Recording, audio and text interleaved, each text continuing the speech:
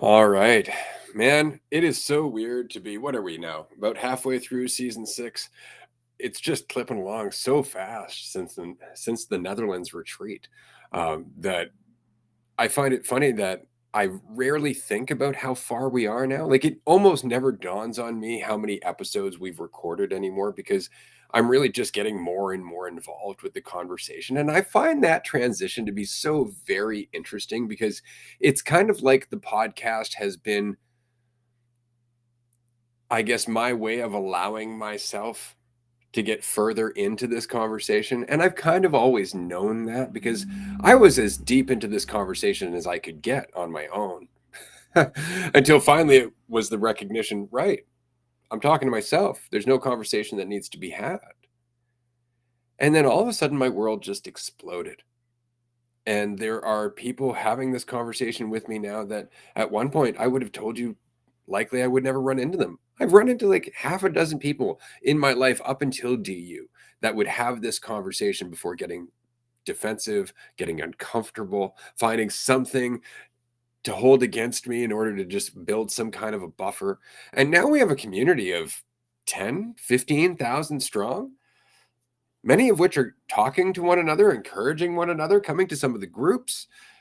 It's just crazy, but I'm so invested in the experience of this that it doesn't even dawn on me which episode we're on. Like right now, I couldn't even tell you what episode number this is. It's that fucking irrelevant. And it's just that irrelevant because the conversation is the point. And it's not even the conversation that's the point, is it? It's the ease of the conversation that's the point. It's the fact that I can have faith in myself, be here, express who I am, and not immediately run into the illusion of control just because I'm afraid of what might happen next.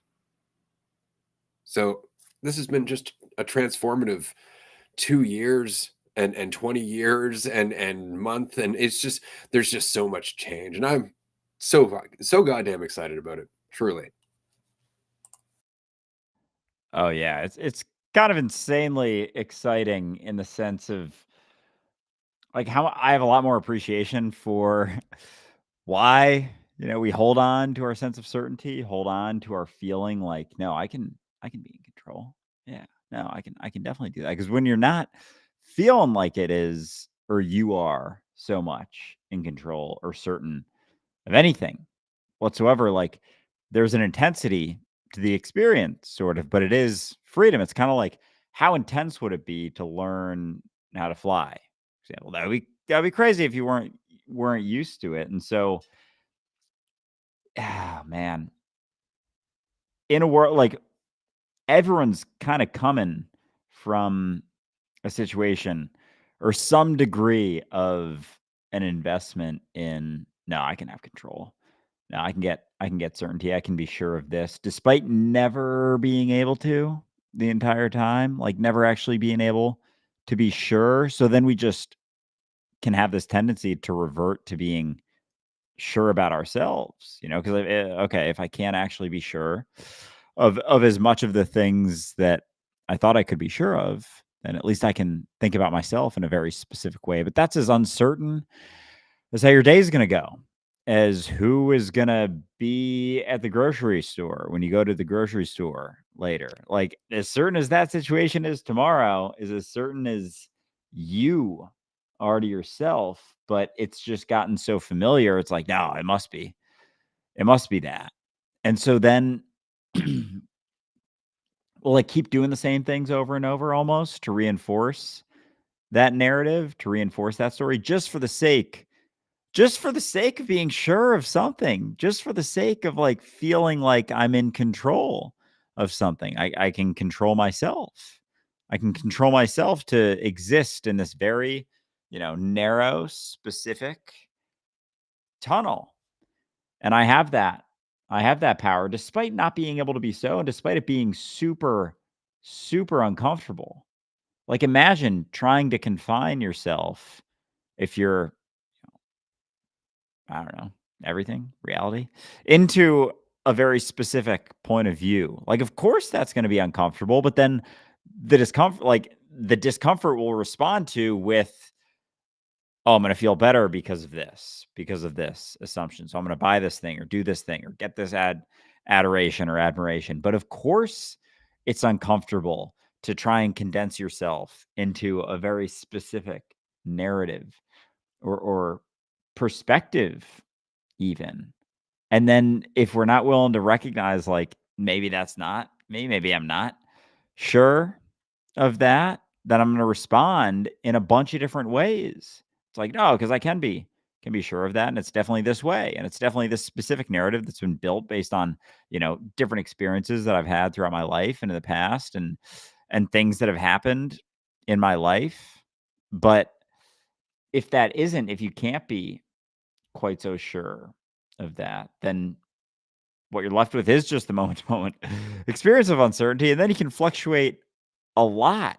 And that, the spectrum of all the emotions, all the feelings, all the things that you could do or say or act like comes into play when you're not making the assumption that you can be sure of anything. And then all the things that you would do in response to that discomfort because you thought it shouldn't be there, like, they don't make as much sense anymore. It's like, "Oh, yeah, that was a response because, I made this assumption or did that," as opposed to just looking at the discomfort itself when you're not so sure. It's like, "I'm not so sure of anything right now," and that's really uncomfortable, and that's okay. But if that's okay, and, like, how I'm feeling right now, no matter how intense or how uncomfortable it seems, can be okay, then I don't have to run to, a soothing sort of temporary soothing feeling. Then it's like, what is Krishnamurti said, I don't mind what's my perspective on the world or whatever. Like, I don't mind what happens. It's like, what's your superpower? I don't mind what happens. And so that, I guess, includes, your moment to moment experience or feelings. I don't I don't mind how I'm feeling. And if I don't have to feel differently than I am right now, then I can keep paying attention. It's like that. My opinion about how I'm feeling, like that clip you threw out last week, that's what's in the way all the time. But if I don't have such an opinion about myself or an opinion about how I'm feeling, thinking like, no, I know, then then you're just left with what's actually happening, not your assumptions about it. Man, I gotta say, I loved something that you said there early on, especially was that, of course, it's uncomfortable when you take everything and you limit it down to a singular perspective, or even an ever evolving perspective coming from a singular point. And that's exactly what life is, isn't it? It's uncomfortable. So discomfort and existence kind of go hand in hand. And that's been true every step of the way. I mean, even when we were born, leaving the womb, for example, right? Yeah, whole new level of freedom, whole new level of of discomfort, right? All of a sudden, you had sound and light and air and heat and cold and all of this stuff, and it's all very overwhelming. But that's kind of the point, right? Is that with that perspective of division, with that experience of individuality, is conflict, is the perspective of division, is the temptation to, in fact, view it as conflict, right? Because they go hand in hand. So life and discomfort, kind of go, they are the same thing, right? In that growth is always kind of uncomfortable as well. And we try to run from that in a lot of ways. We try to run from discomfort and thus we run from growth. And it's just because when we are uncomfortable, it's an excellent opportunity for us to work down what it is that's making us uncomfortable, which is usually some hardline position that we've held on to in order to identify ourselves or feel more valuable or feel right. Right? Because if that's being challenged, that's what's uncomfortable, including your own perspective of your own ability, of your own capability to move forward and not doubt each and everything you do. That is a belief that you hold on to, that you must think about it, that you must establish some sense of control rather than just moving forward and having influence. And that is a belief that we rarely question because it makes us uncomfortable to do so. But isn't that the funny part? It's that discomfort that leads us to continue to move past what we thought our limitations were. It's very easy to get comfortable with who you think you are, but then you stay that way, or rather, you perceive yourself to stay that way, and it creates even more conflict with everything around you that is changing. Which is why it's really hard for elderly people who don't want to learn about new technology, and it's just because they don't see it as relevant. They don't want to do it. There's a resistance, but nonetheless, they are hindered day by day by day by their inability to work with technology. And although it's obvious to them that that's the case, they will still maintain the idea, I don't need that. I've never needed that. We didn't need that in my day. Right. And you've heard these arguments, though I am happy to say far less now. Like, it was way worse when the internet first came about in like the late 90s, mid 90s, and early 2000s. There was a huge resistance to technology as a whole by the older generations, but kind of become ubiquitous to everything in our life. Like, you can't walk down the street without seeing 10 people all holding phones or wireless devices or something like that. So it's very difficult for us to avoid at this point. But that said, at some point our technology is going to change again. It's going to turn into something else, and then generations that are used to the way it is now are going to resist that. It's kind of like music, right? So often we're like, oh, music was better in my day, and although sometimes that's true, often it's just personal bias. Right. And that's not to say that there isn't some degeneration in the music industry, because that is certainly the case. That said, we are currently recording this episode live, and we are doing so because although we really enjoy chatting with one another and having this conversation, we also want you to be a part of this. And so it's kind of a Q&A episode, more or less. If you're aware of this episode being recorded today, you are welcome to throw in a question, a topic, something. We do ask that if you can, don't ask things that we've already covered. Or if you have asked things that we've already covered, do understand that it's just possible we're not going to cover it again unless something new comes up in terms of an insight, right? And specifically, I'm addressing one question, which was about if we could talk about Jesus and Buddha and Lao Tzu. And I do want to address this because there was something to this question that actually did um, catch my attention.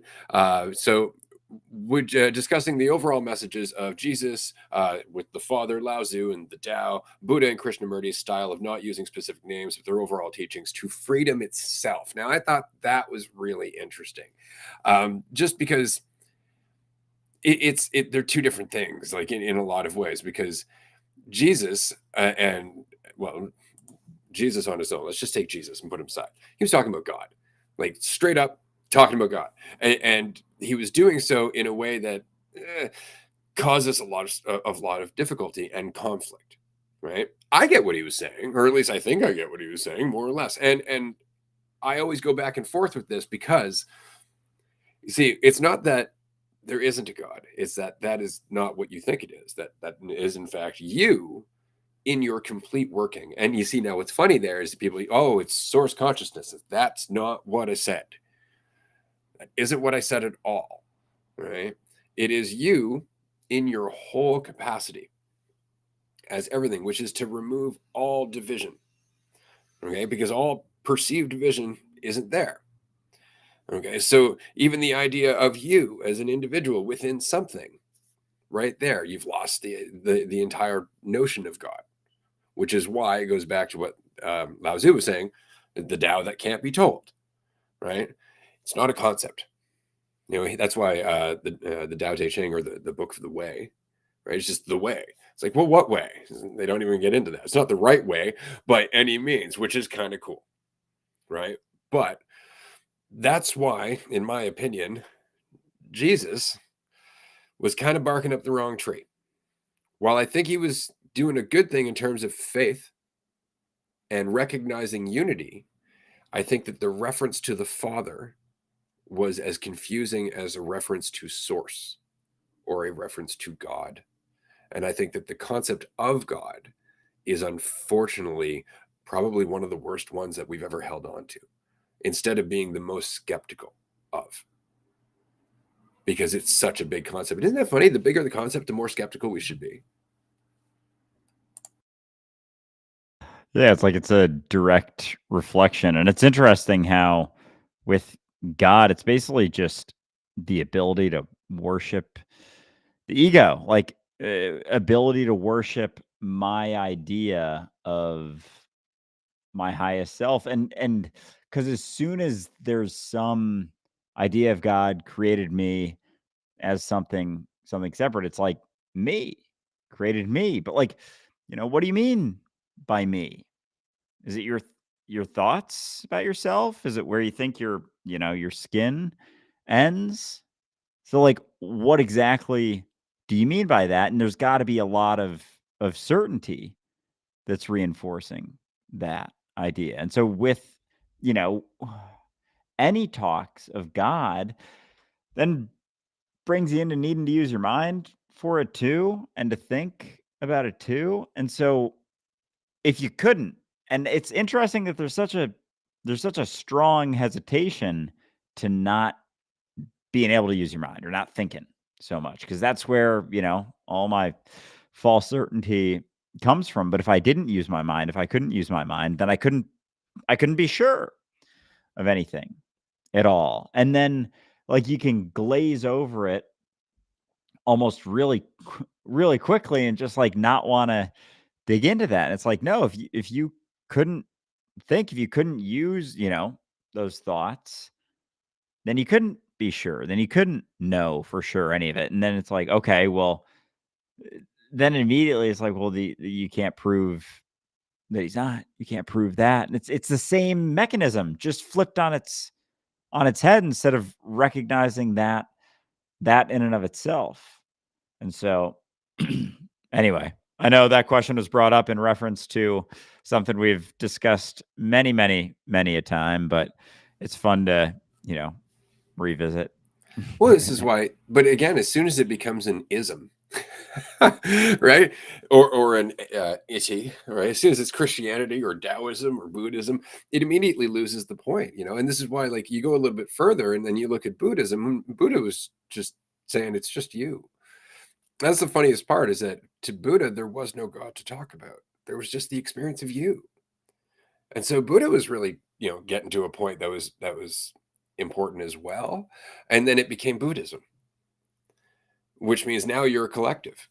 Now you immediately identify as a philosophy or within a certain structure, which completely destroys what Buddha was trying to say, was that everything is the experience of you. Everything.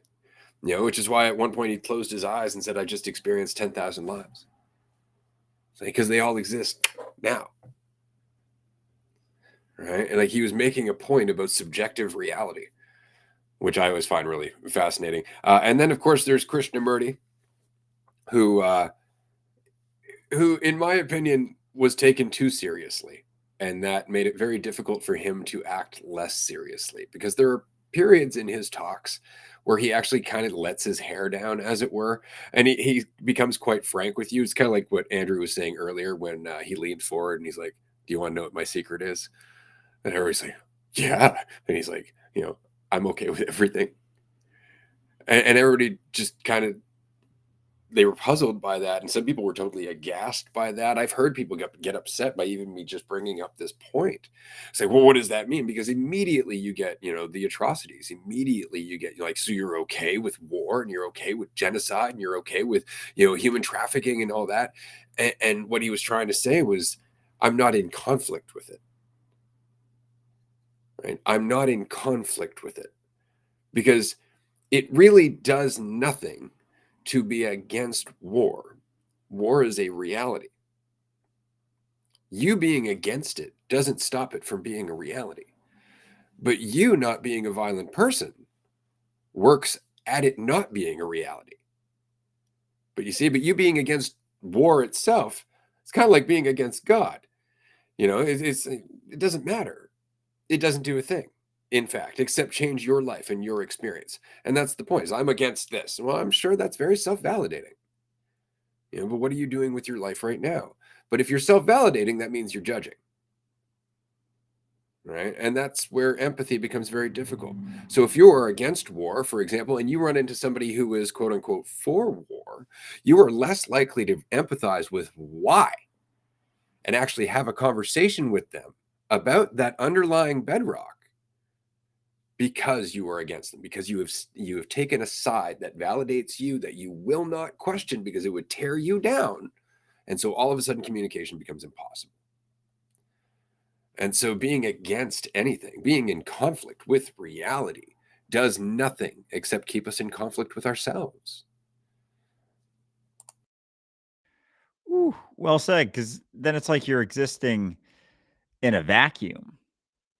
Like, why are you against this or why are you for this? It's like, because it makes me feel better about my perspective of myself. But then you're going to be way less sensitive and way less empathetic and just not even willing get to a point that it's like, no, I am anti this. And that makes me feel very good about myself. And there's no additional interaction with anyone or anything because it's not necessary. Because no, I'm good because I'm anti this, because I have this perspective and this is the right perspective and this is the correct perspective and this is the perspective that allows me to just continue to be sure of myself without having any actual impact on the thing that I'm sure of. And it's like a very, very superficial, shallow way to settle is taking a hard stance on something. It's the same sort of thing, but taking a hard stance is like the easy way out in a sense, as opposed to remaining open. But you have to sacrifice yourself in a sense to remain open.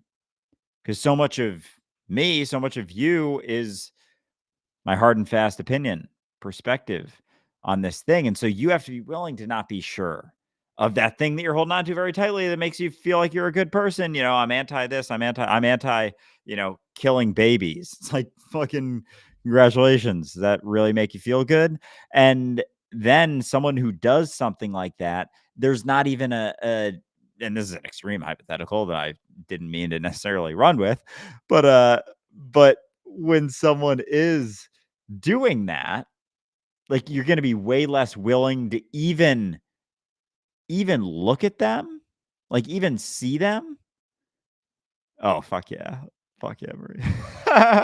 and and so there's not even going to be any push. It's like identifying being anti this or that is stagnation. Like identity is stagnation. Like all my, mechanisms of certainty are just points in which I become stagnant once I maintain that perspective of myself. There's no more growth in that. There's no more fluidity. There's no more discussion. There's no more conversation. It's just I have this perspective now, and now I'm just going to stagnate. Now this point on this, stagnate there. This point on this, stagnate there. This point on this, stagnate there. To some degree, and like maybe it's not fully 10 feet down in the ground, but it's a couple feet, and yeah, you can wiggle a little more when it's a foot into the ground versus 10 feet into the ground, that stake of false certainty, but it's harder to do.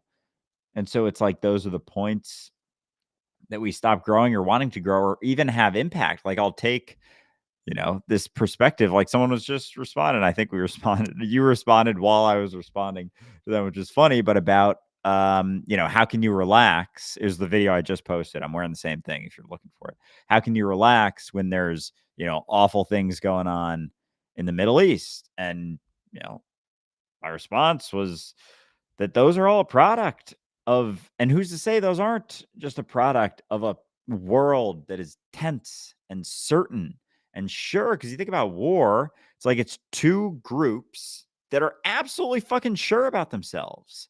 Like they know for a fact this is the case, and this group also knows for a fact that this is the case, and they keep, button up against each other. So maybe it's not one or the other, because maybe that's always been the thing. And war is the expression of those big enough certainties with enough power and man force behind them clashing.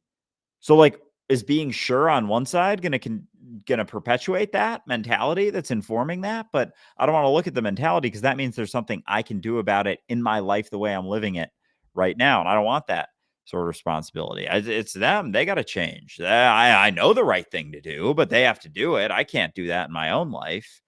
But when it's a mentality, then it's your mentality all the time, and these are all expressions and like further on the spectrum of some sort of the mentality, and then they're just the extreme bubbling up again. So to think that, no, I know this.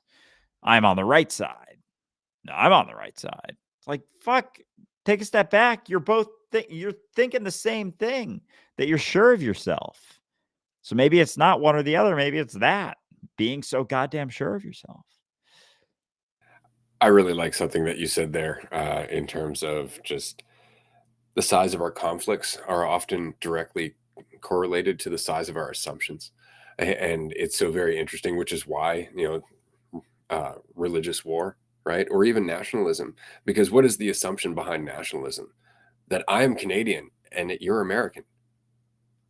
And that is an assumption based on nothing, based on a fictional line in the sand that doesn't even exist in the actual goddamn sand. That's the funniest part, right? Is that it doesn't change anything about us, but we make the assumption that it does because that assumption is self-validating because it ties us to our community because it makes us fit in, right? It's part of our environment, which is why each country indoctrinates us. Each country teaches us the national anthem, makes us stand up in class at the beginning of the day. Each country does all of that, and yet we're all going through the same kind of conditioning. The only thing that's changed is the skin, is the name of the country, and possibly the flag. It's the same kind of conditioning, though. It's identifying with a group. Isn't that interesting? It's just the assumption I belong to this group. It's like, no, you don't, because without that assumption, you belong with all of us here now. We are all in this together, but it's our assumption that causes conflict. It's our assumptions that cause division. And then we run with that and we act accordingly. That all said, perhaps we should get to the next question because we really went off on that one. So it's funny because, as I was saying, we might not cover that question at all, and we ended up covering that question for quite some time. So thank you to Epic on our Discord server. If you're not on our Discord, by the way, definitely consider joining our Discord. We say a lot of fun stuff on there. We do have a question from our last Q&A episode. I'm going to throw this out to Andrew.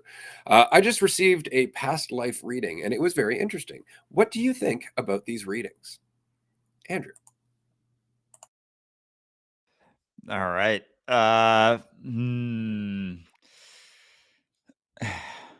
So I haven't thought about this in a long time. So I mean, I guess realizing that, you're here in your mind, you're getting certain readings, certain perspectives about a certain, quote unquote past life. And if division is just an illusion, it's just something that we continue to perceive, and you're not actually disconnected from anything at all, and there isn't actually a disconnect from moment to moment to moment, and you're just experiencing right now continuing to change or just seamlessly continuing through each and every moment, then there's no disconnect between, you and your parents. Where's that line drawn? Between your parents and your grandparents, where's that line drawn? And so, and it's uncomfortable, but like there isn't, like, you want to get really meticulous with it, and it's like, no, at this point this shifted, but like that wasn't disconnected from whatever happened before and whatever happened before that. And so I think with any sort of past life reading, it's like, yeah, no shit, because you've been all of them. You've been all of those, all of the lives that have ever been, that have ever happened. Like it's all just you. And that's not something to believe. It's just, when you're not making so many assumptions, when you're not trying to be sure of everything all the time, that's where you're left. That's what you're left with.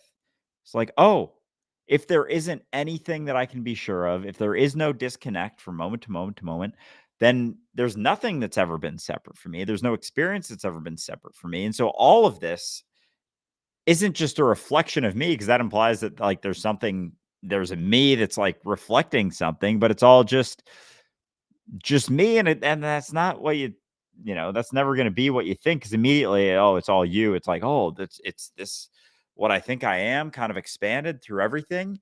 It's like it's what's left, but at the same time, like to like that's a component of it, but it's all conceptual, and immediately you're in conflict with stuff. And so anyway, the past life regressions and whatnot. It's like, yeah, it makes sense, but it's not. And like quickly want to be like, oh, that validate some component of my story. Oh, that makes sense. Oh, that makes sense. This and that. And it's like, because it's all kind of like, it's all reflective in the sense that it is you. Like it's one, talk about one body, cells within the body, but that spans for every historical thing that's ever sort of happened. And so it's not just, you go through your life and you experience certain traumas and whatnot or situations, but that shit reverberates through all of life, like all of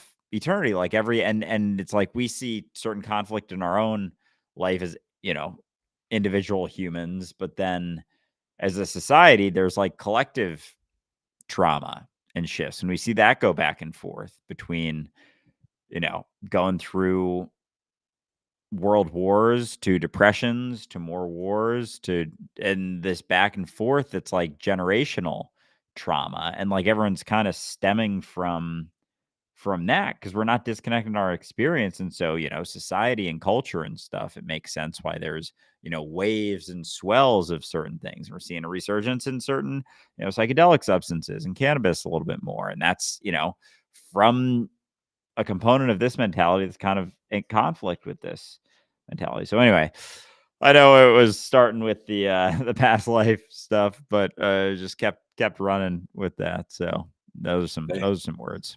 it's exactly what the question is for, is to see what the hell comes out of it, right? I really find it interesting because I spent a lot of time thinking about this. I've done past life regression. Like I've went to past life regression before, and I always find it really interesting because, on the other hand, I've also been, a participant in a great many other things, including theater groups, including, therapy groups, including all kinds of other fun stuff. And what's really interesting, and we were saying this earlier on in the episode, in the same way that you and I experienced a very similar experience in our life, in that we had authority figures, we had parents, we had schools, institutions, a country around us, and there was beliefs, and there was certain concepts, and there was religion, and there was certain ways to identify. And it's funny because both of our lives were totally different, and yet at the same time, all of that was true. And it's kind of true in every life, everywhere. There's an environment, there's a social structure, there are certain experiences. And so I find it really interesting because all you really need to do is just pick a character. You could pick any situation you like. I could talk to you about a lifetime when you were walking down the docks outside of a city that was surrounded with a giant brick wall, not bricks in the red brick kind, but in the old brick kind. And it was all cut stones. And that wall surrounded the city because it was on the side of the island where, of course, there were occasionally pirates and other attackers and whatnot. And you're walking down the dock, and the water is lapping around you, and you can see the sun going down over the horizon and the clouds coming up across the water, kind of indicating that you might have a storm later on.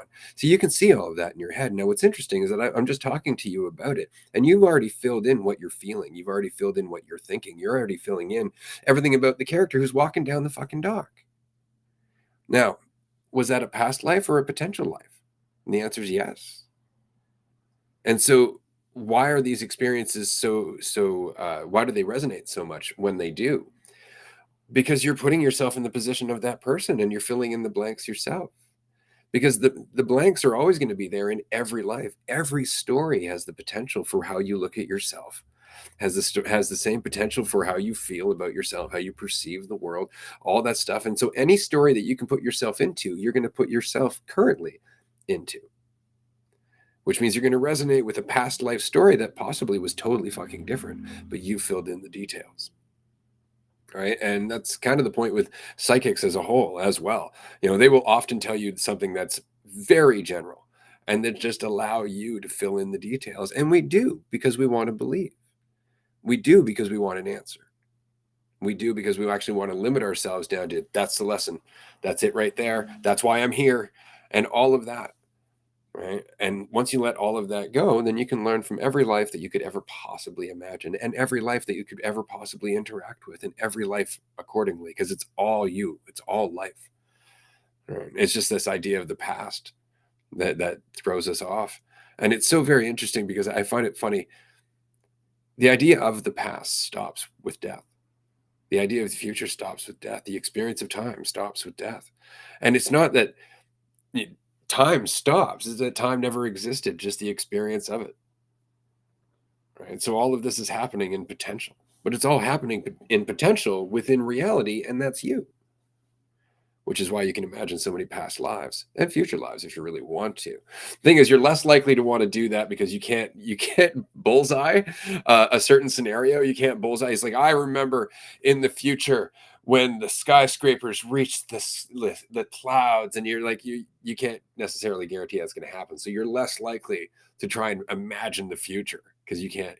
There's a lot more doubt there, but you can imagine the past because you got a bare handful of scraps of information about it. This is why history is so misleading, right? Like we'll read a history book and they actually assume we know what the fuck happened, and we don't. Right? It's just details. We're just told dates and times and some abstract kind of story of what happened. We're not told what the person was thinking, feeling, the interactions that happened behind closed doors. Hell, we're even told things that didn't actually happen. That's pure speculation, right? And that's the whole point, is that it's a story. We never actually know. So that would be my thoughts on past life regression experiences. It's not that there's no value there, it's just recognizing what the value is. So I've asked the last two questions, Andrew. It's up to you now. Yeah, I'll get to that. It reminded me of just his history, his story, like how unsure it fucking is. Like it is kind of hearsay in a lot of ways.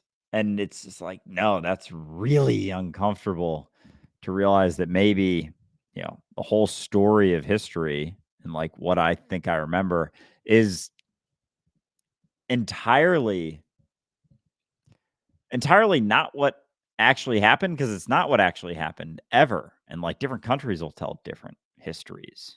And so like which one happened? Like if one country tells one history where they won a certain war, and another country tells another history where they won that same war, then like we can't actually even know which things happened or how they happened. But it's like, whoa, hold on, wait a second. Because there's multiple histories for a lot of historical situations and things that went on. So like you can't really be sure of anything, but like, yeah, it's like that's fucking uncomfortable as shit. But then what are you left with? What thing are you sure of that you're left with right now? Like this is all you actually know. And so, like, and that whole fucking thing with the beginning, if there's no beginning, then this is the beginning. If there's no beginning whatsoever, then this is it. And then there's not really so much of a timeline anymore. And the fullness of your experience is just how much you're paying attention to right now. But when we have a story, we'll nitpick at all the things that are happening right now. Only what is it? Your brain, they call it your reticular activation system. You only notice certain things, usually based on what you're thinking about. You're looking up red cars. All of a sudden, you notice, like, whoa, are there a lot more red cars? So you start telling yourself a story about yourself. You start noticing that more.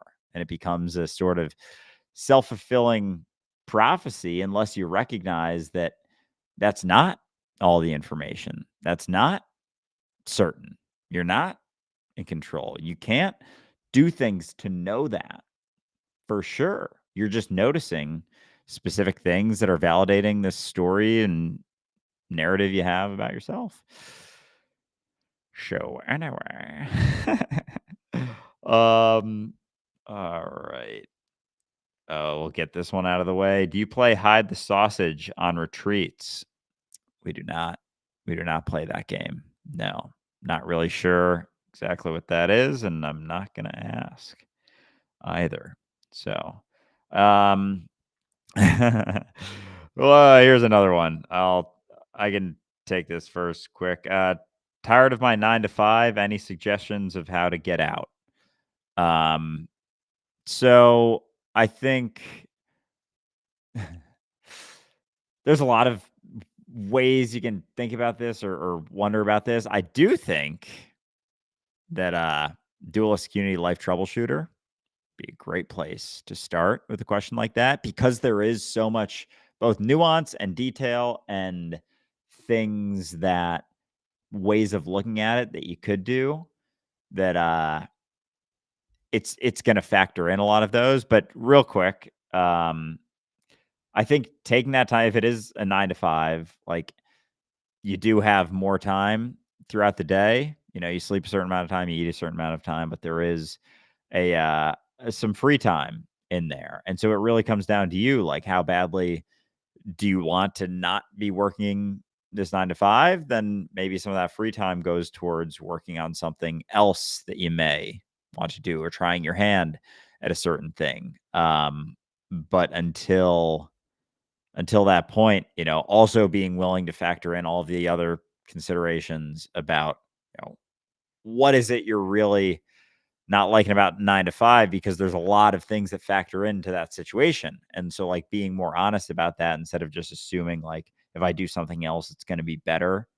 And I know that, like, being willing to, you know, kind of take a step back, relax, take a deep breath, and actually think on, you know, where this aversion is coming from, and then taking, you know, some of that free time to maybe focus on something else, and see if that's something you actually want to do, more so than the 9 to 5. But there's also a bunch of different types of 9 to 5s, and it's just, you know, a means of scheduling your day at the end of the day. But I hear you. Yeah, it's a good question. You know, it's funny. I have a varied opinion on this, and for everybody watching on TikTok at the moment, we were asked about, you know, perspectives on leaving your 9 to 5. Uh, you can do it in a couple of different ways, but as always, you can err. You can lean a little bit too much, and what I mean is that you could play it out carefully, where you are saving, get an idea of what you want to do. You start learning about the business that you want to get into, the entrepreneurial path that you want to take yourself, and then so you save up, you get a good cushion. You do what you can in your part time, and do all that, and then after years and years and years of part timing it, you finally get to a transition point where you can go into it full time, and that's how your life changes. So that's one path. Now, the problem is that you can err too much on the side of caution, in which case you never actually end up committing enough to go from part time to full time. And because you don't make that transition to full time, it can never become a full time endeavor. And so there's always going to be that need to leap. There's always going to be that requirement for you to take that risk, to take that chance, even with careful planning, even with, you know, sitting there and counting your pennies and making sure you've got yourself covered. You still don't know.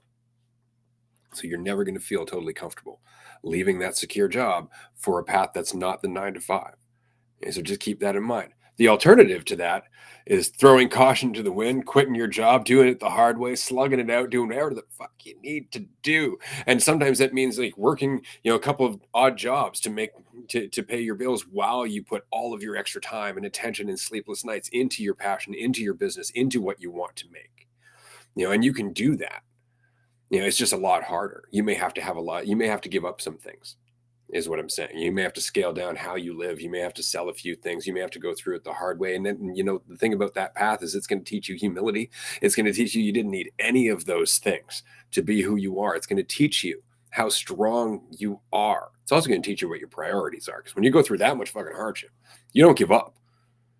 You're like, I've been through this much. I'm going to keep going. You know, and then when you finally do get to that point where it is your full-time endeavor and it's paying, because it's been your full-time endeavor for God knows how long up until that point, but when it's paying, you look back and you realize how much you learned, not just about the business, but about yourself. And that is just another leap. And I guess that's the point, is you're going to have to leap regardless. The question is when, and how much of, you know, how much hardship and challenge are you willing to face along the way? You know, but it's going to be difficult one way or another, because you're either sticking with the job that you don't like in order to get to the job that you do, or you're saying fuck it and you're going straight into uncertainty. And then it's all about what you make of each and every moment. But if that's true, then that's true at work too. So there's no right path. Well fucking said. I like how you you took my hesitancy. You're just like, that's one way. Yep. And this is actually a way that you're probably gonna learn a fuckload more about yourself, and diving on in, because one way or another, doing it anyway. At the end of the day, like we were talking about on Patreon before, you can come up with all the fucking thoughts about a situation, considerations, pros and cons lists, analyze this, analyze that, break down this data, do this, do that. But at the end of the day, you're still jumping in. you're still stepping into something that you don't know one way or the other. And even if you keep the 9 to 5 job, you still don't know what tomorrow is necessarily going to bring throughout your life. So, anyway, yeah, well said. Do you have any more questions? I got one from our Discord community. Yeah, throw that in. Let's do that. Sure. All right. Current stitch I'm working through is recognizing that I have been displacing my own judgment of myself onto another. The kicker is that it involves money or a job, which is something that one needs to live, but where does that end and the judgment about what it means about me end? So this is a tricky one. And again, like it's difficult because on the one hand, you're like, you need to get a job, you need to participate, you need to, do all that. And so I can only assume that this is either like a partner, somebody that you're living with, or a kid, possibly. And I would say that it really just comes down to what you're willing to do and what you're willing to put up with. And I don't just mean put up with in terms of them. I mean put up with in terms of your life. So what I mean is that, so let's just say it's in regards to a spouse or a partner. Okay. And they're not working, they're not paying the bills, they're not doing all that. You don't have to stay with that person. You don't have to stay with that person, and you can communicate that they're not keeping up their end of the bargain. And if they don't care, then that's a good indication that you should likely not stay with that person. And the reason is simply, as you said, this is about survival, right? It's not just about the luxuries, unless it is, which is a different story. But if this is just about survival and they're not contributing, then there are lessons that they need to learn that they will never learn, so long as you are willing to float the boat, as long as you are willing to be responsible for them. And so that's an important, I guess, consideration in the whole thing. That said, though, if you know they're working through something, and this can get pushed too far, but if you know they're working through something and at some point their head's going to come firmly out of their ass and they're going to look around and change their direction, then you can continue to just put up with it and just wait for that to change. Another point would be the fact that hounding them is often going to send them farther into their mind where they're less likely to get a job as well. And if they do, it's just to satisfy you. And then they're only working as much as they need to shut you up. And that changes everything. So, I mean, when it comes down to it, it really just comes down to your intent, and how much you know about them, because there's no bit of advice that's going to be universal here whatsoever. So it really comes down to you. And I think you already know your answer. I think you may just not like it. Yeah. And so that realization that like you can't really know as much as, yeah, there's certain responses, certain reactions to a decision. It doesn't mean that it was the wrong one because people are responding with where they're at right now. They're not responding with the context of everything else that's going on or what may come, because neither of you are sure of that right now at all. And so you don't really know which one is best, but there is, sensitivity, which shout out chapter 2 of our new book is all about that sensitivity and the benefits of sensitivity just to reality, because that's all you're left with when everything is uncertain. So it's like, it's funny because we'll talk about uncertainty and, for a question like this, it's like, yeah, you don't know, you have no idea, but there is sensitivity.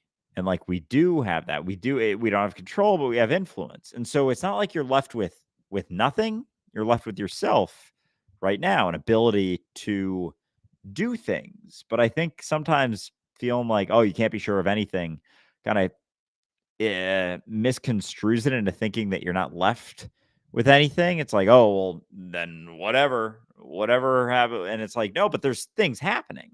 It's just you can't be sure of it or what it means or where it's going.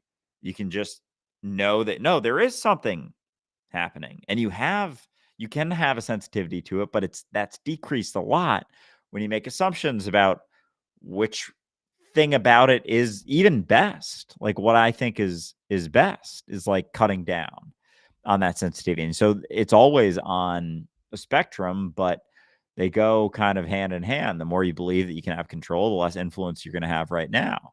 The more willing you are to let go of control, the more influence you're going to have right now. It's like, fucking, how far does that go?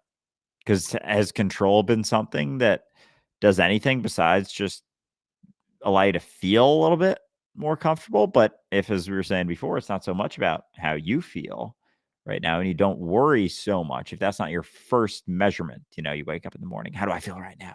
And immediately make a decision on how to spend your day or what to do in the morning to make yourself feel good. Because, like, how much are we missing out on from feeling good too? And, like, that's just one side of the spectrum. There's a whole other experience to not feeling as good. And I guess that's, comfort versus discomfort.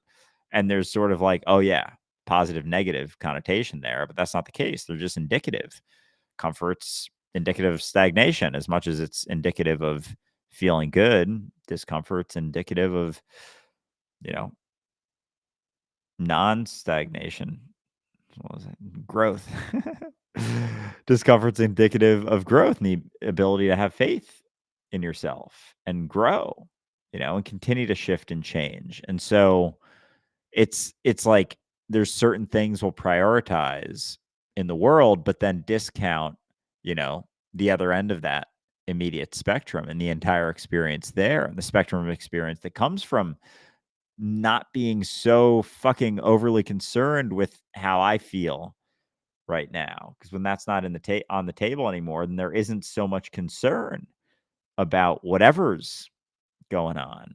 Because you can be cool with feeling however. And that goes, in a lot of fucking directions, and some of that deeper shit maybe you experienced throughout your life. It's like there is aversions to certain feeling certain ways. But as soon as those are back on the table, then it's like you're a little bit more free. And it's like those, I don't want to feel that way. So I'm going to not act or put myself in a situation where that could possibly happen again. But it's like it only hit so hard because you were in the process of becoming more and more sure instead of less and less sure. And so from time to time, you can dip your toe back into that. The potential for that feeling doesn't guarantee the feeling's going to happen, but it's just jumping back into the potential of like, oh, this is, a spot in which there is this in potential, and that's risk, but that's life. It's like, what the fuck am I doing in life if not to actually fucking live it? Like, what am I doing? Like, what's going on here? Like, what am I keep being so fucking afraid of? But it's, there's lots of reasons that I've come up with to be afraid of certain things, but they're all as fucking arbitrary or uncertain as any of the other things that are. It's funny though, because we actually start to think to ourselves that one moment is somehow less risky than another. And it's just because we have the illusion of control, right? Like we have cities, we have technology, we have houses with alarms and all that stuff. A lion's not going to come out of the wilderness and eat me anymore. And it's like, right, somebody might break your house down or somebody might come by or there might be a meteor or there could be a war or there could be anything. There could be riots in the streets. Like, you don't know, not only that, but I mean, anything could happen. You could have a gas leak. I mean, anything could happen. Every day is risky. As soon as you wake up, it's risky. As soon as you go to sleep, still risky, right? But we forget that life is risk. Life is uncertain. It's just that we have this idea that we can control one day to the next. And our society has actually gotten to a point where we're relatively good at doing that. To the point where we actually don't move when the weather changes now. We're just like, nope, we can build buildings that tolerate that crap. And I don't know about you, but I don't think that's an improvement for humanity as a whole. I think we were better off when we were like, it's cold, let's go somewhere warm. It just sounded like we got exercise, we saw some new scenery, right? Like things changed for us, and now we're so stagnant. But why? Well, because we're afraid of change. At the end of the day, and so it just seemed like to make a lot of sense. If we could control it, why not? It's like, because we gained from not controlling it. We gained from having influence. We gained from having to work with reality. We gained from having to adapt. And again, quick shout out to our upcoming book, because we talk about a lot of this in detail. It's going to be a good book. I'm very excited about it.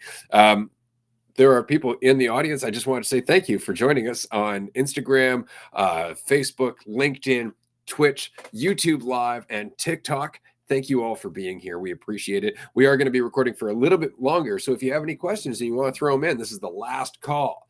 So do so. And we love all of you for asking these questions because this is about jumping in. Andrew and I do this, and we often tell people, even people who are super angry with us, come join us for a live stream. Ask us these questions while we're live streaming because it gives us the opportunity to not only ask ourselves and confront ourselves, but to actually have an ongoing dialogue with you about these things. Because as much as Instagram and TikTok videos are very useful for conveying a point, they're not useful for answering that point. You know, if somebody's got questions about that, the comment section does almost nothing, right? So if you have a question, you want to be invested in this conversation, you want to get involved, come to one of these live streams, ask us in the comment section here, or better yet, participate in one of our live call-in shows, which happen every 2 weeks on Tuesday at 6 p.m. Eastern time. You can check out the calendar on our website at dualistiCunity.com, because then you can be on the screen for up to 10 minutes. You can actually talk to us, ask us questions, share your story, argue with us, tell us we're full of shit. Whatever you'd like to do, it's your time, and we encourage you to do so because that's how we grow. It does nothing for us to limit ourselves in how many people we're talking to. It does nothing for us to avoid people who are angry, which is why we go toe to toe with internet trolls. Like, hey, welcome. Since you're here, let's learn together. And that is the last thing that they expect. So while you're here, feel free. Ask a question. If you don't ask any questions this week, do join us on a Tuesday when you can ask some questions, or Wednesday, 6 p.m. Eastern time. We have a free public group each and every week, and you can register at our website. Fuck yeah. Yeah, it's fun to be able to just like, chat with people about stuff cuz if you're not holding on to anything or you don't feel like you're so sure of anything, then you can just jump in and throw in to a situation. And if you don't need to be sure of anything or even knowing like you're not going to be able to be sure after the thing happens anyway, then there isn't really so much concern going in to new stuff. It's like, oh, I'm gonna find something out, gonna experience something, gonna find out something new. And it's like, with the stagnation of the world, the solidification of cities, and like it's all very much fucking expressive of control in a lot of ways. Like, no, I can absolutely control this, but like we totally lost life's like the adventure of life in a lot of ways. And I think that's why sort of travel is lauded.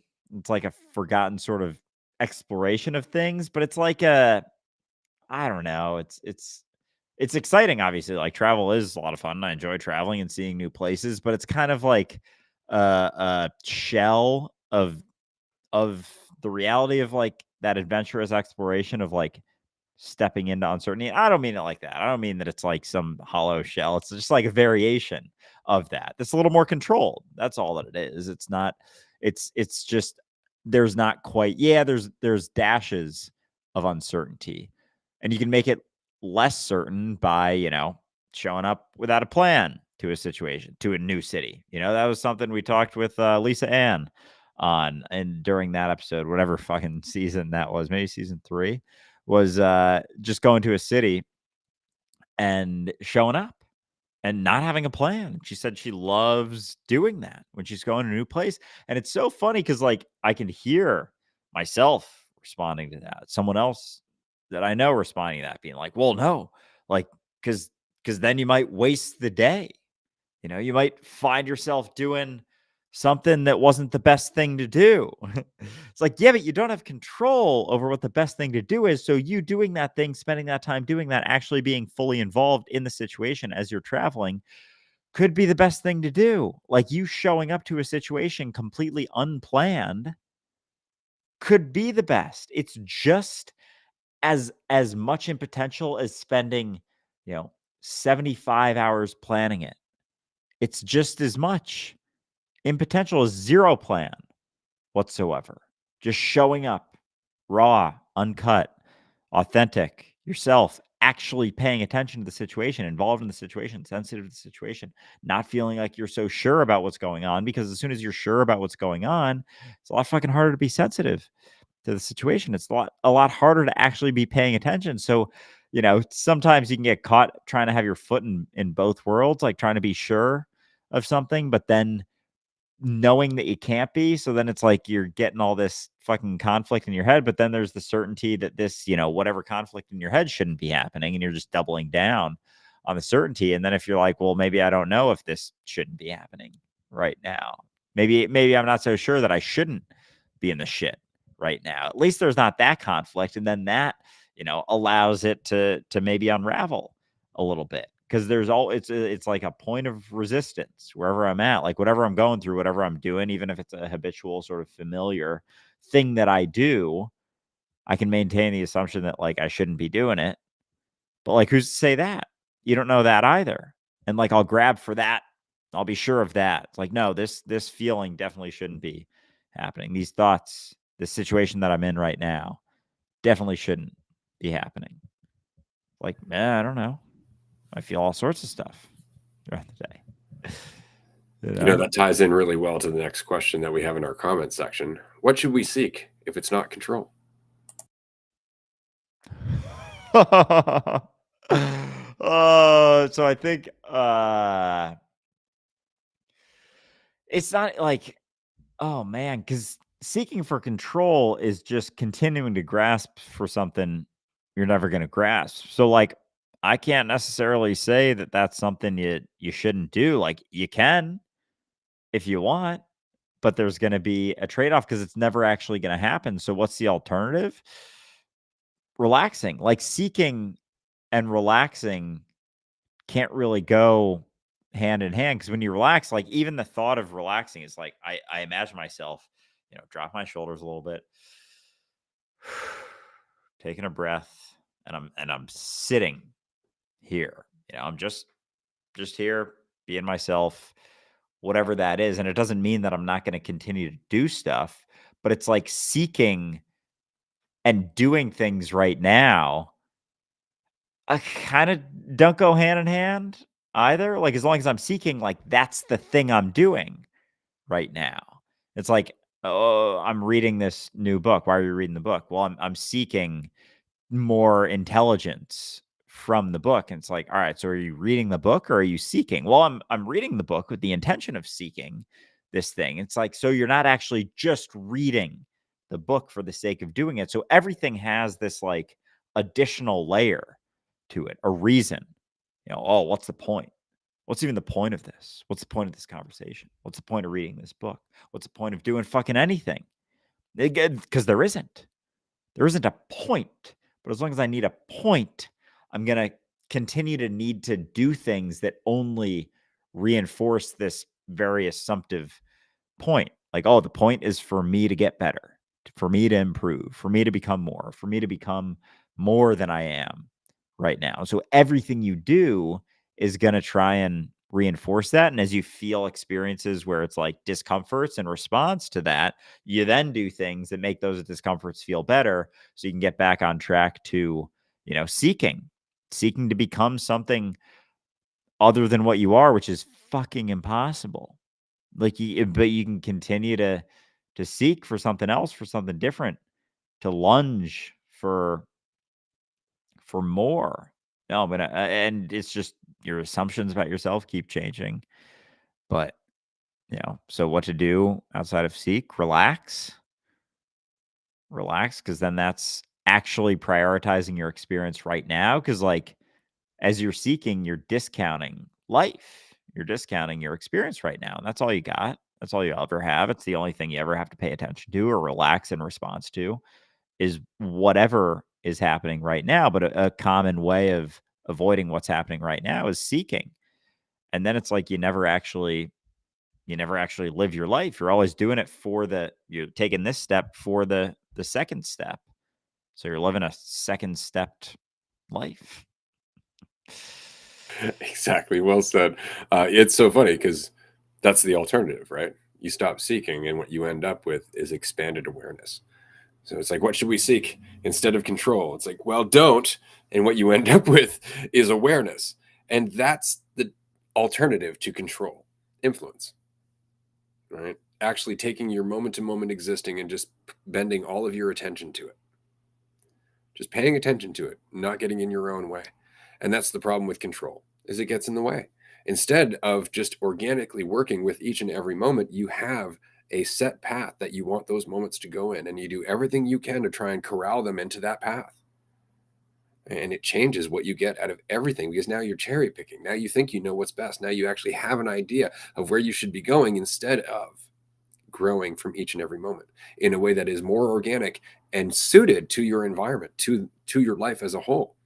See, that's the whole thing. Like, if you were to look at, let's say, animals that adapt over time, animals that evolve versus animals that don't, natural selection, right?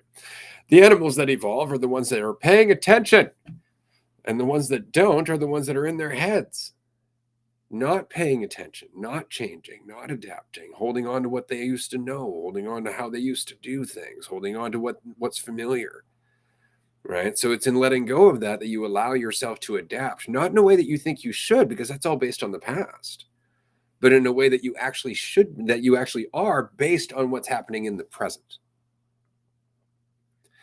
And so I would say that that's the big thing, is it's not seeking, as Andrew said, it's living. It's like, what should we seek? Well, the alternative is just to live your life. You could not think that there's a pot of gold at the end of the rainbow, or a Shangri-La to reach, an enlightenment, a heaven. You could let go of all of that and actually just put all of the quality of your attention, without self-judgment, because you're not trying to get anywhere. So there's no right path. There's no right way. You can let go of all of that shit and actually just live your life here in this moment, recognizing that you bring the weight with you. And that's exactly what would change everything, is if we all just did that, which is exactly what John Lennon was talking about. And imagine there's no heaven. It's easy if you try. No hell below us, all above us, only sky. Like he's talking about, imagine if we were just here in reality. That's what he's saying, which is the funniest part about the song Imagine. Because we've been so caught up in our heads for so long that we are playing a game of pretend in numerous ways that we don't see, to the point where being in reality actually seems like something that's far-fetched and beyond our ability. Yeah. Well said. Do you have any other I am out of questions? questions. That is I it for have my end. I have one more. We've talked I about lie. all right. Nice. I have one other. We talked about solipsism. We've talked about it in the past. I am not sure, but I'm pretty sure we have. I don't know if we've done a community topics. It's funny, because that was one of the very first accusations I ever dealt with when I released that video from 2005. Solipsism. And it's because I'm saying that nothing exists outside of your awareness. What I'm questioning is the idea of what you are. Right. And so that's the whole thing, because we're talking, solipsism is the idea that nothing exists except you and your mind. Right. So you can see how that might be problematic. But oddly enough, that's often what people end up getting caught in when they're thinking about themselves all the time. They don't even realize that they think everything comes back to them, but that's how they perceive the world when they're thinking about themselves as an identity. So that's kind of funny, because that's solipsism on its ass. But what we're talking about here in terms of the reality, and this is why I like referring to it as solipsistic pantheism, because pantheism is the idea that everything is God. That everything is God. And solipsism is the idea that everything is you. And they're both true, right? It's because you are not what you're thinking of, and what remains is what is. And that is exactly what's aware of itself, what is. Everything in reality is aware of itself. Isn't that funny? And yet we still end up thinking that it's separate things. Like every cell in my body is aware of itself as me. But I lack the perspective, because frankly, I'm too busy looking at myself in a certain way to understand that I'm connected to everything, despite the fact that it's fucking obvious. Like it's ridiculously obvious. It's just that we suffer from extreme cognitive dissonance in terms of we don't want to see that we are connected because it would require us to let go of our selfish ambitions, right? Like it's much harder to justify getting yours, Jack, when it hurts other people that are also you.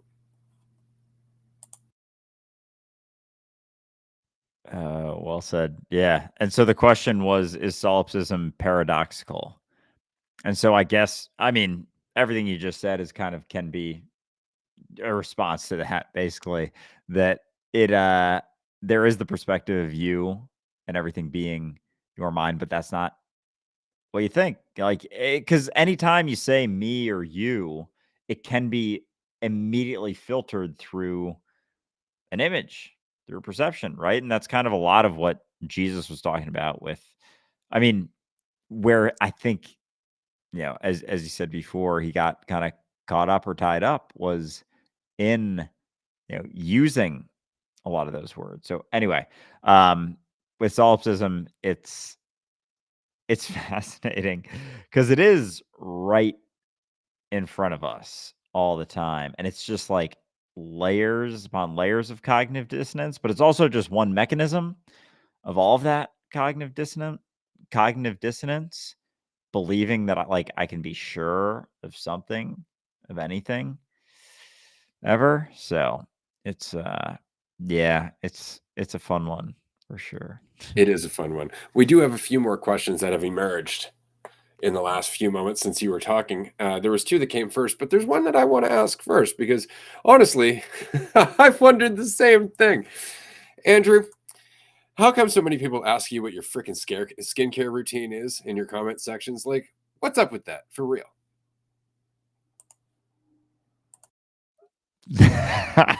Dude, it's a great question. I'm not quite sure. We have talked a little bit about that because I would say that Ray should be getting that question far more frequently than I do, considering we're a good 16 years apart, and that man is glowing. So I don't know why there aren't more on Coalition for You and Transcending Me account. So that's going to be my very presidential non-answer right there. Is why aren't there more?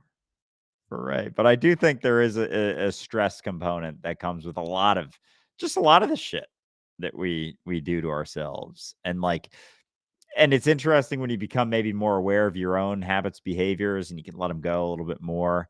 It's like you feel like you're feeling more and like there's more intensity, but like someone who maybe feels like they're not feeling as much or they're more tense or more, suppressant of certain things, trying to be something, like all of that tension is still under the surface. And so something like, I don't know, skin or disease or whatever is going to be like come up through other ways, through other mechanisms, is like the underlying tension. A lot of that is death and respond to extreme tension that like we don't want to recognize. So the more, it's like the more you feel, the more potential you have to be healthy, and like the more you're willing to relax and just feel everything, like your body's not taking quite so much of a hit.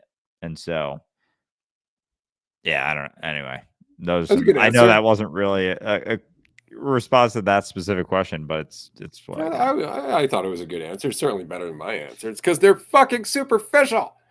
That's why. That's my answer. Is because that's what they're looking for. Is what they value in themselves. So that is why they ask so often. That is why they come into a conversation that has relative depth and they just miss it entirely, which is both entertaining and slightly sad. But it would only be really sad if you have some expectation. As far as I'm concerned, they're just on the path, and that's it. It's like, what's that? You're self-absorbed and superficial at the moment. Buckle up, because life's about to kick you in the nuts. That's more or less it. We do have another question, but I'll pass it to Andrew first if you have any questions.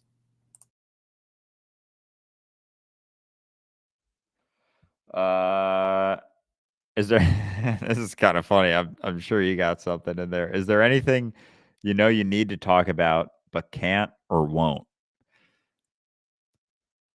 That's actually a very interesting question. I think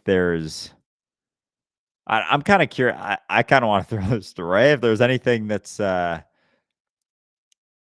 don't know, something maybe that You say you don't make videos about certain insights or thoughts, and if there's something you want to just like fucking throw in there towards the end of this episode here. That's a really good question. I think it would really depend on what the context is. Like for example, I typically don't make videos about well, actually a good point would be the conversation that we were having earlier this morning, before we started recording our episode of Raw, which I think was episode 140. That'll be released later. We were talking about the distinction between neurotypical and neurodivergent, and that's something that I've avoided talking about to a very large degree, and it's only because I understand that when somebody holds on to a label and they oversimplify that label and then you question that label, they feel like you're questioning them. That if you're invalidating the concept as being superficial or overly simplistic, they feel invalidated. And so there are certain things that I don't go towards, which would be like that. For example, like perfect example, when we're talking about neurodivergent versus neurotypical, people actually make the mistake of thinking that that's a difference in their brain. Like people actually make the mistake of thinking there is an actual physical distinction between neurodivergent and neurotypical. And almost 100% of the fucking time, that is not the case. That it is only a difference in how you think and behave. And yet I will hear people go around going, oh, I was talking to this guy and he was such a neurotypical. How do you know that? How do you know that? You don't know that. What you know is that they've displayed certain traits that you've made assumptions about to validate yourself. And what's funny is that if you had a moment like that and I brought it up, you'd say you were masking. How do you know they're not? Because what is masking other than putting on a mask that you think is going to be societally acceptable? And we all fucking do that. So that would be one of the topics that I don't often get into. There are others, but just throwing that one out for now. We'll get into nationalism another time. I know there was a long period of time on the podcast where we didn't get into gender identity, and that was a topic that I was avoiding for the most part because I was still working through it to a very large degree, because it's very difficult to have these conversations about identity as a whole. It doesn't matter if it's religion, nationalism, it does not matter what it is. Okay, if you have a conversation about identity and somebody holds on to that identity as truth, as a testament to their value and worth and community and fitting in and all that shit, you are going to offend someone. And so it's really important to kind of go through it and recognize how to empathize with them first. Because this isn't a war against conceptualism. It's not a war against identity. This is understanding ourselves. This is actually coming to terms with what identity does and why we invest in it. And if I'm out there attacking people who are still identifying, or if I'm out there deliberately offending people who are still identifying for the sake of validating myself, well, then I'm missing a lesson. Whereas if I am deliberately speaking to a point that I know is going to offend someone based on their state of mind, not because of my deliberate intent, but despite me trying to avoid it, there's nothing I can do about that. So it's an excellent opportunity to kind of dig into yourself and find out, like, are you trying to change people, or are you just trying to point something out that's hurting them? And that's not telling them to change. It's just giving them the opportunity to take in more information. And oftentimes that just comes down to being yourself and letting whatever happens happen in the moment without so much of a fucking perspective of that. But just just able to not make so many assumptions necessarily about them, or that there is a right or a wrong way to be or act or live, or any of it. Because it's more comfortable to think, oh no, there's a right way and I know it. Like, or there isn't, and you just have to keep paying attention to what's going on. And then it's not about changing anyone. It's not even like something that you feel like you got to do, but because it's like empathy. Empathy has its own action, in the sense that I've never thought of it like that. Oh shit. Empathy has its own action in the sense of when you're not holding on to a right way or a right answer, but that's combined with empathy. It's like there are actions that stem from that. It's not that empathy itself leads to, you know, yeah, I never really thought about that. When you're just being empathetic, there's a natural sort of action that comes with that. As opposed, I can't even remember how I was thinking about it before. It's like that empathy, sort of when you're empathetic, you act in a certain way, which is kind of the same thing, but like not really. Like when you're being empathetic, there's actions that stem from that that don't have to do with your maybe conceptual idea of what empathy is. Because empathy does tend to have, the comfortable, nice undertone to it. And that's not it either. Empathy is raw. Empathy is very, very uncut in the sense that it doesn't fall on one side of the spectrum or the other. It's just that you're there with them and you're interacting with yourself. And so anyway, one of the things you said about the neurodivergent, neurotypical, that I wanted to mention was just like you said at the end there with the masking and like how, so it's basically like neurotypical is just people who are better at masking than and don't know they're neurodivergent doing it. and That's have the no worst part. idea. They have no idea they're doing it. They're just doing it because they've been well conditioned. And yet, we'll look at them as thinking that somehow, they're the ones that are better off. I wouldn't say that's the case. At all. And there's just a difference in the repercussions to it. And like how much of our experience is not like is like all the things, the ways we think about reality, the world, certain, anxiety, fear, worry, greed, anger, depression, enlightenment. Like they're all words, but they're all ways of defining like where we're at on a spectrum. So like who's to say as mentality shifts as we shift, like those words aren't even like it's not even the same words used anymore. Like those feelings, the feeling of fear, worry, concern, like anger, joy, enthusiasm, love, like they're all significantly different in a different mentality. And so they're kind of just responses or things that we experience or feel based on an underlying mentality. And they're all sort of expressions of that. But makes me wonder, did we have any more Actually, questions? it's funny because we do have two more, but these are going to be quick because one of which we already answered. How do you feel about seeking evolution? This is the very same answer as seeking control. Whatever you're seeking, you're getting in the way of in terms of evolution or in terms of alignment or in terms of happiness, fulfillment, authenticity, being yourself. Just be you. So you don't need to seek evolution. The idea of evolution is you change with your environment as you pay attention to it. So it takes care of itself. Just pay attention. Second question, any tips to be more easily authentic? Now, the funny part about this question is that any answer I give you actually makes it more difficult for you to be authentic because then you're doing what I'm saying instead of doing what you're doing. So if you'd like to be more authentic, just admit you're confused. Stop trying to find an answer. Stop trying to be certain. Stop trying to be something. Stop trying to feel a certain way about yourself and just admit you don't know. And then whatever comes out of you at that point is about as authentic as it can be. Until then, it's just authentically trying to be an illusion. That should go on some merch. Authentically trying to be an illusion. Because, oh God. Yeah, you can't even answer that. There's nothing that you could possibly even say that. And it's like the best thing someone could do in response to that is literally just like not say anything or give any sort of direction, because it's the directionless is when you're being authentic, when you're not relying upon, looking down the path. What's this going to mean? Where's this going to go? What's going to happen here? What's going to stem from this situation if I do this like this? But what if I do this like this?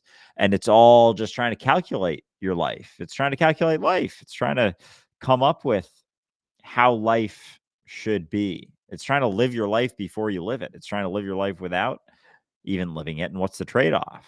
You feel like you're in control, but you don't actually live life. You don't actually fucking live. That's the trade-off. You never actually fucking just are there in life happening, because there's so many reasons you gotta, you know, peel back, step back, hesitate. Oh, can't do that, can't do this, can't do this, can't do that, can't respond like that, can't say this, can't do this thing, can't act this way. And that's the shift typically from like going from child to adult is just more and more hesitation, more and more rigidity, more and more tension, less play, less relaxation. And so child to adult is really just it's like the responsibility progresses, but so does the tension. And is there an experience where you're both responsible and more relaxed? Like this responsibility increases, but it doesn't lose, it's not at the cost of relaxation, right? Makes me wonder. So, anyway, I don't really remember what that question was, but It was a question about authenticity, about just being yourself, which nobody can teach you. Oddly enough, it's kind of like being or making decisions. If you want to get better at it, just keep doing it. If you want to be yourself, just keep doing it. Well, how do you know you're being yourself? It's when you're not thinking about it. It's when you're just being yourself. But that means paying attention, allowing yourself to change, not holding on to an idea of yourself, not trying to be an idea of yourself. And all of that just means relaxing, getting out of the way. And that's a bit of a practice. It's true at first until you realize it doesn't have to be. Because the only reason it's a practice is because you have a habit of holding on. So as long as you have the habit of holding on, you need to practice letting go until you get rid of the habit. Then you don't need to practice. Then it's just a choice here and now. This has been a lot of fun. A great episode. In fact, I've really been enjoying these. Thank you so much, everyone, for joining us. I don't believe Andrew has any further questions. I do not. That was all that I had. Yeah. In that case, this has been a blast. Thank you so much for joining us, everyone. Do keep in mind that we have Q&A episodes / call-in shows now every 2 weeks. So if you would like to submit a question or if you'd like to suggest a topic, you can do so on our Patreon page, patreon.com / Dualistic Unity. We host groups 5 days a week. So if you want to chat with us yourself, definitely join us there. It's the place to be, and it informs so much of what we do on the podcast and in the community and everything else.